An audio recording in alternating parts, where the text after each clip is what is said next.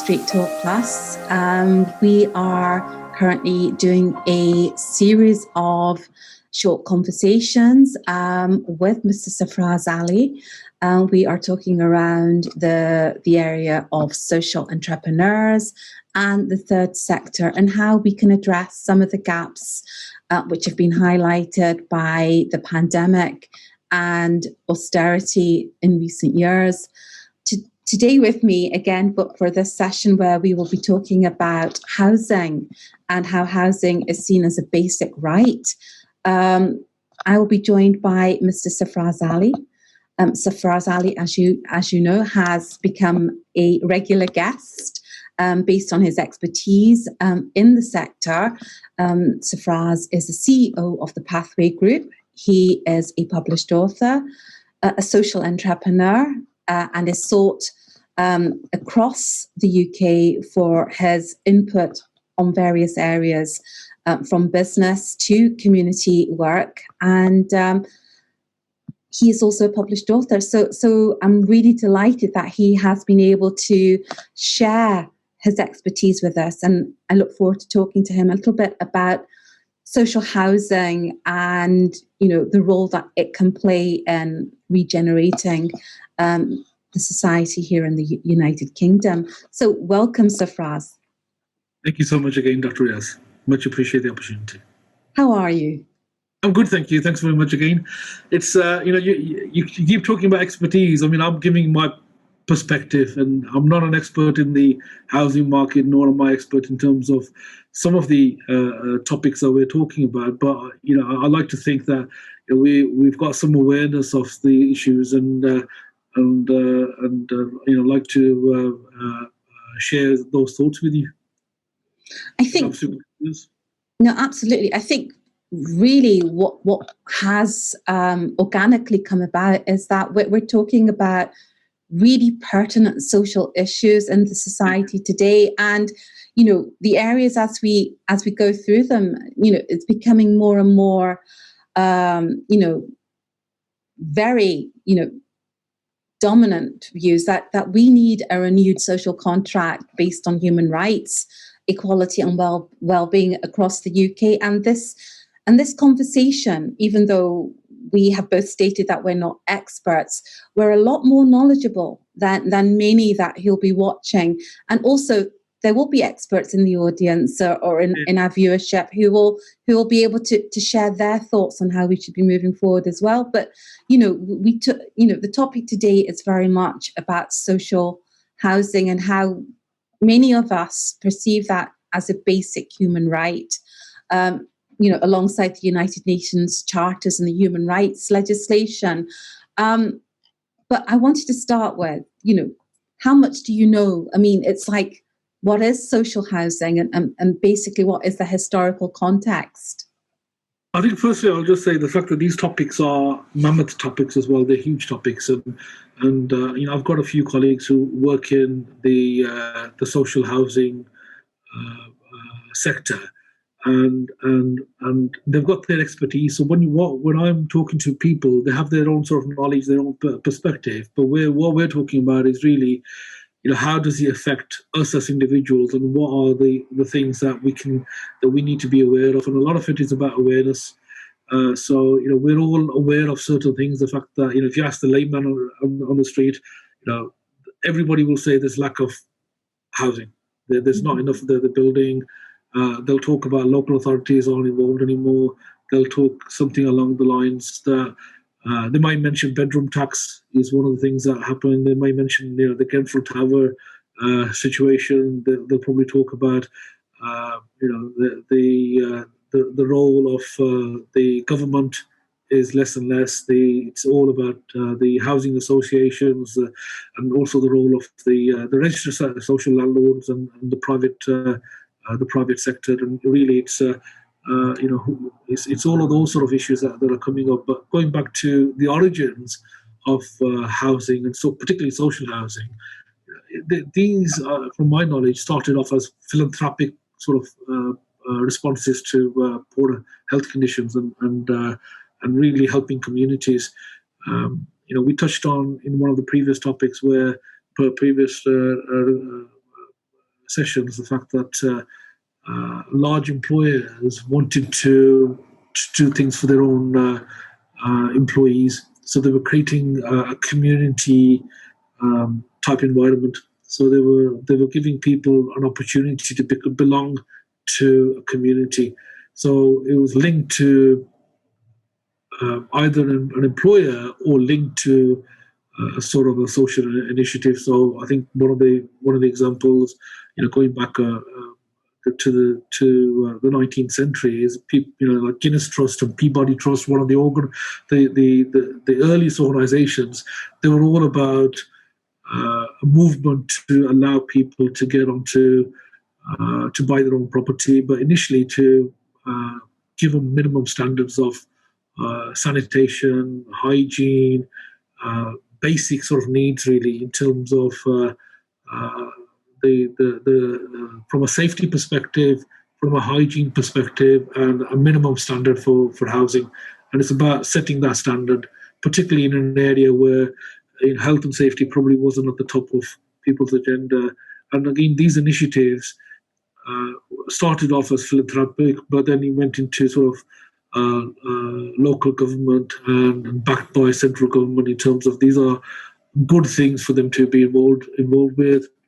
So the government started getting involved with giving the local authorities loans for them to build property, so for them to build housing. So you had the push from central government encouraging local government in the form of monetary loans and encouragement to actually for them to build housing. And I think that lasted for until after the war. And again, obviously there was a need with regard to that, and that was a sort of a bit of a watershed moment in terms of the lack of housing that was there. And then you had the sort of majority of the houses that were built in that particular period. So if you go back to, if you think about it now, we've got few council housing that's available since the turn of the century. So you're talking since 1919 to 1920 to now. So over 100 years, we've got the least amount of council housing, and most of them were in that era. And I think there's been either discouragement in the form of policy with regard to limitations with regard to borrowing money. So the local authorities have a limitation in terms of how much they could borrow. From memory, I think that figure was about £1 billion. There was limitations also, or there was also from a policy perspective, if a local authority sold a property, that money didn't really go back into the local authority; it went back into national government. So there's an element of discouragement there, or not the right incentive.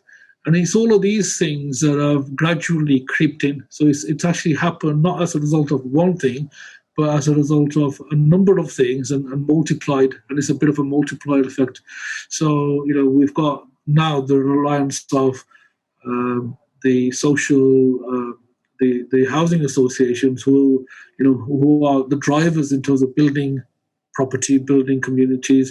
They're the ones that have got the initiative with regard to the sort of shared purchasing scheme. I forget what it's called now, where you've got an element where you're buying a property, but you've got it's like shared ownership. Yeah, I think you own maybe 50% or 75%. So they have these 25% increments, and it's that shared ownership with either the local authority or the Scottish government or the UK government. So it works out that way. But again, when we talked about the history of social housing, I think we built up a huge stock, and it was in the 1970s where the rhetoric changed from a very left-wing one with public ownership to one of social mobility and that individualistic nature where you were offered to buy your council or social housing at a reduced rate. So from that moment onwards, the housing stock has diminished. But I think it's really important for us to perhaps define what social housing is? I think there is a formal definition in terms of social housing, but I would say it's very much about housing that is below the market sector. So it's about either the rent being below the market levels, or it's about being able to buy the property through that scheme at an incentivized rate. That's really the purpose of social housing or social accommodation. That's really what we're generally talking about. But the growth in terms of the right to buy in itself, as I said, it's not necessarily the only issue. So the right to buy on its own is encouraging social mobility. It's encouraging people to take ownership of property, and it's allowed many people to become homeowners. And as a nation, generally, that's been a positive thing. There's been a growth in wealth and in people sort of moving up that mobility ladder. The problem has been in terms of lack of or new builds. Basically, there's not enough new builds, partly in terms of the drivers that we talked about, but also possibly with regard to empty homes that are not being utilized, that are there. Possibly in terms of the planning laws and regulations or restrictions within that, the amount of the brown sort of sites that are there that are not being utilized as well. There's been a change in the economy with regard to the need for large sort of factory units and so forth no longer required, and better use of the space that we have got. And we can't make more space, but what we can do is make it more practical and utilize what we have. And I think so. There's a number of things which are not necessarily, it's just not one thing on its own, but it's a number of things that have led to that. But where we are presently is that there is definitely issues with regard to the housing sector. It's not just about lack of housing and so forth. There's also other issues in terms of overcrowding.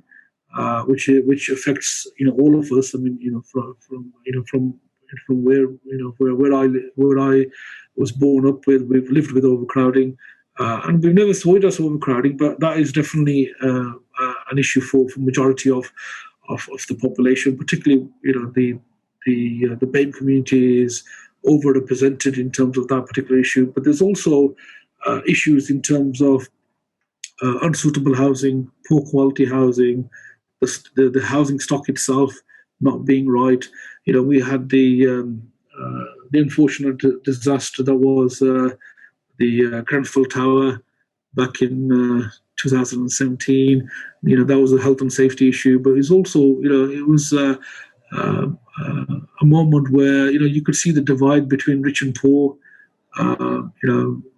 I think I remember the fact that they're talking about Prince William and some royal households property or house just in the same borough or the borough next to where the Grenfell Tower is, and even that, I think it's been 4 years now, 17, 18, 19. Yeah, it's been 4 years now, and really some of the actions from that and the report and the findings are. It's a bit of a farce, isn't it? I mean, there is no other word. It's very much about people organizations trying to cover up their incompetence and pushing the blame onto other people, who've left that organization, etc. So it's very much about the value of the land that Grenfell Towers is built upon is worth more. The message that we're getting is that land is worth more than the lives of the people who died.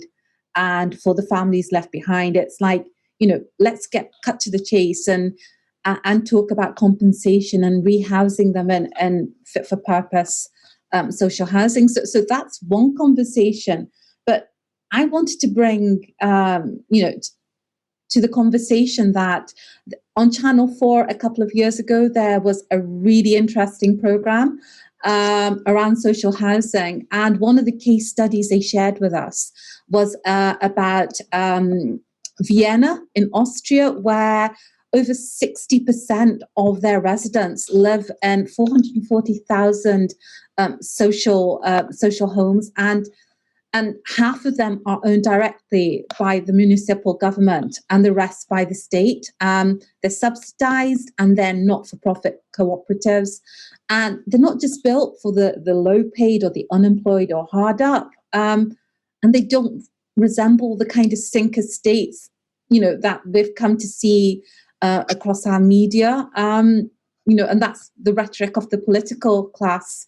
But it's about making sure that people who have thresholds up to £45,000 if they're single, or up to £67,000 if they're a couple or a family, they are provided with this opportunity for fit-for-purpose social homes that in some complexes, they even had their own swimming pool, their cinema, and, and gyms. And it was actually, when we saw that program, it was like, wow, I wouldn't mind living in a place like that, because it seemed very much luxurious and like a hotel complex.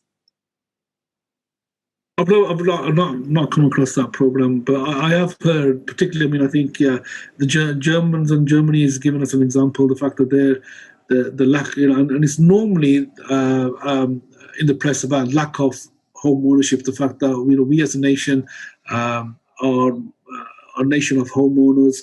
And and places like Germany and Scandinavia and those sort of countries, those are nations where they tend to rent majority of the time. But you are exactly, you are right in terms of those are communities that they're building. The local, the organisations or the local government is creating a community. It's also the environment. It's also the social aspect of it. It's a community, and their governance and their thinking is different. And could we, as a nation, do that? Of course we can. But it's about what are the priorities, and what we as a nation, need to do, and I think this issue of housing has been there for many years. It's not something that's crept up overnight. I think what we're finding is that it's a conversation that we've been having for decades. There's and it started off with particularly with our inner cities, the Victorian type houses, the sort of urban renewal type projects that need to do just in terms of the suitability of that. And I think we've got those issues that we need to deal with, and I think we've got issues with regard to particularly with regard to the waiting list that we've got. There's a huge amount of waiting list. There's a significant number of actual homeless people which are in temporary accommodation. There's a huge amount of people who are in supported type accommodation.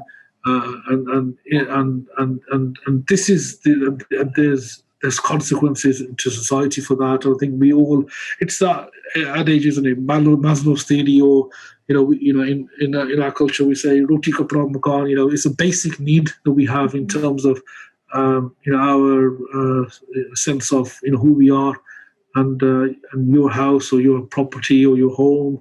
Whether you own it or whether you don't, I think it's important that you feel secure, and you feel safe, and you feel that it's your abode, and you need to be comfortable in that. And I think that's the main thing. I think ownership, isn't the number one thing, but it is an element of safe and secure. And I think that's for me that's the thing. And people need to have that sense that they're there for as long as they need to be there. And I think some of our, how we have tenancy contracts are all short term, and so the whole sort of aspect of it, is sometimes short term for us. So it changes. I know there's a recent white paper out that talks about building accommodation. It talks about sort of private sector type initiatives where the government comes in and supports the individuals to buy their properties. So you got these, those sort of schemes that are there. But I think from my perspective now, we need to sort of make possibly smaller marginal changes to change when it's like saying to somebody now the issue is the private sector and the problem will be resolved by the public sector. That's probably unlikely for us to do that in one go, but it's about these small marginal changes that we need to do, and really understanding the fact that we're not likely to just switch back. It's not something that you can switch back easily, but what you can do is look to make better use of all the stakeholders that are there, and make and reform, but understand the partnership opportunities that are there, and really make it, I think, fair for everybody, or fairer at least for all. That's an interesting perspective, because going back to the Vienna model, there are questions when we talk about housing and social housing in the United Kingdom, and the very question is like, is it sustainable? It's about handouts, and that the conversation is from a very deficit perspective. But whereas in Vienna, what they've done is they charge a 1% tax levy on all employees, and the other 1% is covered through employer contributions. So that tax subsidizes the social housing. Surely that is not too far a leap for us as employers, as public sector bodies and private sector employers, etc., to be able to implement that kind of structure into our system. I think sometimes making a like-for-like comparison is difficult. I think we've got a fairly large welfare state. 250, 260 billion is spent on welfare itself. We've got 2.5 million people on universal credit. We spend 25%, say, of our money on the welfare state. I think it's not far off from where Germany is in terms of their welfare state. So it's very similar in terms of numbers. I think from our perspective, or from my viewpoint, there's priorities in terms of spending, but there's also priorities in terms of where do you raise the money from, and we already know, and we're already aware of the fact that it's the top percentile that really pays a huge amount. The average person pays a significantly low amount of tax relatively to the total. We have got a debt issue, we've got a deficit issue, we've got those concerns. But we also know when the government needs to borrow money or needs to have money, the money is found. And when we're dealing with an emergency, or when we're dealing with a crisis, when we're dealing with anything where the focus is there, they can make it work. But it takes something like a crisis to do things. If it's business as usual or running the economy as usual, things take a long time, and that's where we are presently. The government's got targets in terms of 300,000 that they want to build every year. I think only 450 or 450,000 or thereabouts were built in the last sort of 10 years. So, which is around 40,000 a year. So, there's a significant amount in terms of the sort of growth that they're looking at. I think the Help to Buy scheme that I sort of touched on, that will help first-time buyers, and that's a fairly significant support for most first-time buyers. Up to £600,000 really. I don't know many first-time buyers that would be buying property up to 600,000, but I think it covers the sort of the divide that we have in terms of London and the rest of the country. So the schemes are there, the initiatives are there. there needs to be more money coming into the welfare state, to do this. So it's not just about housing; it's also about the basic support that individuals get, and it's prioritizing those things. And there needs to be more money coming in terms of tax revenue. We've still got a huge black economy. We've still got a lot of people not paying the taxes that they're paying, and I'm not just talking about the average Joe Bloggs on the road here. We're talking about multinational organisations, organisations that we should be getting more from a tax take, and we've also got different perspectives on how do we raise this money. They talk about wealth tax, maybe a percentage of people's wealth after a certain level, and this talks about whether that should be 1 million or 1.5 or 2 or 2.5 million, and for them to contribute that. We talked about previously earmarking money for certain spend. So people talked about, I think in the last election, 1% possibly for the NHS. Would you pay 1% to secure the NHS? And I think we don't earmark the money that we need to earmark and protect what we have, so it can change. And I think just as the government has had the initiative of 0.7% for international funds, there needs to be some sort of element of segregating and earmarking certain funds for a particular cause. And I think there's a number of things that not just one thing, but a number of things on their own collectively. They do really need to happen more or less together, because when you talk about setting levels and then doing wealth redistribution across the whole of society, I mean, these are noble and very much needed conversations and strategies, and that go on to enable that to happen and fund our public sector bodies through our education, through our National Health Service.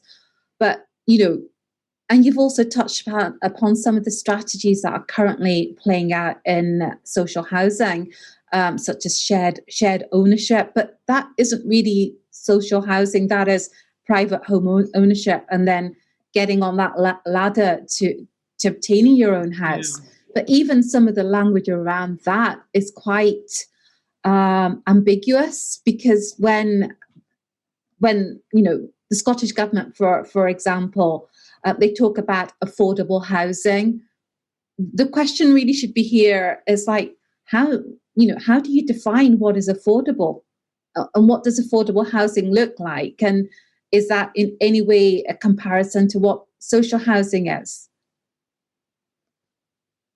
I think so. The social housing conversation is about below market value or below the market, whether that's rent or whether that's the purchase price. That seems to be the sort of common understanding of what social housing is. It's not necessarily who owns the stock. It's about supporting people to procure property. That's the right type of property, which is suitable for them, and they've got option of if they can to purchase or to rent. And it's not just about people who are unemployed or who are entitled to housing benefits, but it's also people who are working and are employed. We've got an in-work poverty issue as well. Even though there's people who are employed, they're still relatively on the in poverty. We've got those issues as well that are there. But we've got to go back to the fact that there is a huge waiting list for property.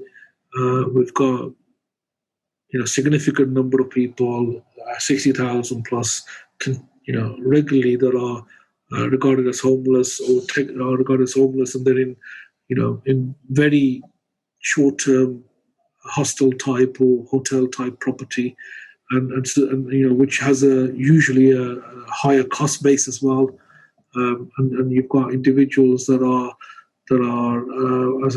as we said earlier on in property which isn't it isn't appropriate. It shouldn't be habitable, and you've got those issues as well in terms of actually making them more suitable and more appropriate. I think affordability is it is about market value, and it is about subsidizing. And from my perspective, it's very similar to that. It's just how you define it. Thank you, Safaraz. Do you have any last words that you'd like to share with the viewers before we sign off today's session? I think there are initiatives that the government has initiated over a number of years, and some of them haven't taken off. I'll give you an example. Bedroom, the rent-a-room relief scheme. There's £7,500 available as tax-free. That just hasn't taken off. There's many empty homes out there that are still underutilized, and there's ways and means of looking at this. So it's what's some of the out of the box thinking that they've had, the blue sky thinking. It's about implementation now. Can we utilize the rent-a-room scheme, make people more aware of the fact that they've got this money which is tax-free, and they don't have to do anything. With that, £7,500 is a fair amount that somebody can get if they decide to become a resident landlord and so forth. You've got the number of empty homes that are out there. I think we've got to look at planning, and even though planning there has been some reform, but there's more reform, particularly with this new white paper. I think there's more to do there. I think generally the housing associations are talking more about sort of partnership approaches and so forth, and empowering people. And I think that's the right thing. But it's a combination of things, and I think hopefully with the right sort of vision and with the right sort of support from all parties, we'll get a little bit closer to where we need to be. It's not something that I think we'll be able to eradicate or solve overnight, but it is something which is absolutely fundamental to all of us as a society, for us to be aware of, conscious of, and support in any way we can. Thank you, Safaraz. I look forward to talking to you in follow-up sessions. We'll be looking at society, our young people, our women, and our elderly in future sessions. So to all our viewers, stay tuned, and we look forward to meeting you all again. And thank you once again, Safaraz, for your words of wisdom.